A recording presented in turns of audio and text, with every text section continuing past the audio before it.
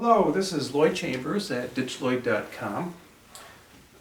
In another video I showed how to use live view, even handheld, using a loop on the back of a DSLR. Here I want to talk about the case where you really want to focus with the optical viewfinder in your DSLR.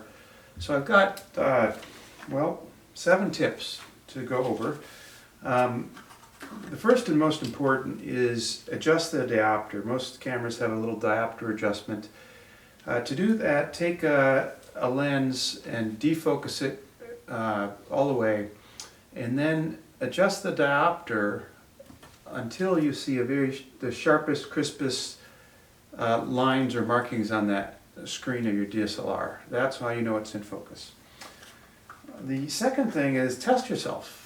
I recommend putting the camera on the tripod and then manually focus, click, manually focus, click, manually focus, click, refocusing each time just to see how accurate you are. Chances are you'll be shocked at how poor it is for consistency. The third is to focus bracket. You're out and about, focus, click, focus, click, focus, click. Or actually I should, click, refocus, click, refocus, click. One of those is likely to be better than the others. The other tip is, especially with Nikon, is to use a Focus Magnifier. This is one from Nikon. It's a DK17M. You unscrew the existing one and then you screw on the magnifier. It's 1.2x, which is quite a bit of help for discerning finer details. The next thing is to learn the behavior of the focus assist feature. This is that dot that lights up that tells you it's in focus when you're focusing manually. Now this is somewhat variable. You'll have to see how good it works, but I'd recommend focusing from near distance to far distance consistently, or far to near. Usually near to far works better. And sometimes the camera will be a little too eager. Sometimes it'll be a little off. If it's consistently off, you may be able to use the fine focus adjust feature. It's a feature of the autofocus system, which is what that green dot is, to place the focus more accurately in general.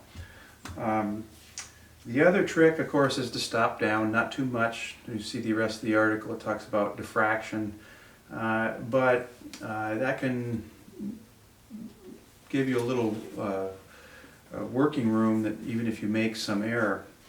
The last suggestion is the focusing screen. Now this one's a little bit problematic because Nikon and Canon don't offer very good focusing screens anymore. In fact, the latest DSLRs, the focusing screens not only are not good for manual focusing, you can't really tell the difference between f1.4 and f2 and f2.8. The way these focusing screens accept light just does not let you get that fine detail, and they don't actually even get any brighter at f1.4 or f2 than f2.8. So they're not very good for manual focus. There are some third-party screens, but you have to be careful in another way, and that is, if those screens are not exactly the right thickness, then there's going to be a different length to the optical path, because the light to the sensor is going straight through, and you're looking through a system that was bink, bink, bink, bink out the back. So if you're off 10, 20, 30 microns, that's a difference in the length of the light path, and you're always going to be off even if your eye sees it as being perfectly in focus. So I don't really recommend that myself, but if you do it, you probably want to have the camera professionally adjusted and shimmed so that those two light paths match. Again, I don't really recommend the optical viewfinder if you want to nail results, and see my video on using the live view based approach to manual focus.